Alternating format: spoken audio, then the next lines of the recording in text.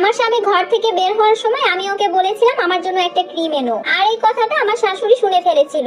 আমার স্বামী চলে যাওয়ার সাথে সাথে আমার শাশুড়ি আমার চুলের মুঠি ধরে বলল, লাগাও, মুখে আরো বেশি করে ক্রিম লাগাও। এই রূপ দেখিয়ে তো আমার ছেলের মাথাটা খেয়েছিলে। আমি মুহূর্তেই ভেবাচাকা খেয়ে গেলাম। বিকেলবেলা বারান্দায় বসে ননদিনীর মাথায় তেল দিয়ে দিচ্ছিলাম, তার পাশে আমার শাশুড়ি বসে বসে পান খাচ্ছে। এমন সময় আমার স্বামী এসে ক্রিমের প্যাকেটটা আমার হাতে দিয়ে বলল, এই নাও তোমার ক্রিম। তখন আমি বললাম আমার কোনো ক্রিম লাগবে না। তখন আমার স্বামী কিছুটা অবাক হয়ে বলল, লাগবে না? তাহলে আমাকে কেন আনতে বলেছিলে? এখন যেহেতু এনেছি, নিতে বলেছি, নাও। তখন আমার পাশে বসে থাকা শাশুড়ি চেঁচিয়ে বলল, এক কাজ কর, বউকে সাজিয়ে গুছিয়ে আলমারিতে তুলে রাখ, কারণ তোর বউয়ের তো আবার এই রূপটা বাদে আর কোনো কিছুই নেই। না পারে সংসারের কোনো কাজ, না পারে বাপের বাড়ি থেকে কিছু আনতে। আল্লাহর কাছে কোন পাপ করেছিলাম জানি না, তা না হয় এরকম লোকের সাথে আমাদের আত্মীয় হয়। ননদিনী আমার স্বামীর হাত থেকে ক্রিমের প্যাকেটটা নিয়ে বলল, ভাইয়া, ভাবি যেহেতু এই ক্রিমটা নিতে চাচ্ছে না, তাহলে তুমি জোর করছো কেন? এইটা আমি নিয়ে নিলাম। তখন আমি কিছু না বলে চুপচাপ আমার রুমে আমি চলে আসলাম। আমার স্বামী তখন ওদেরকে কিছু না বলে ও চুপচাপ রুমে চলে আসলো। আমি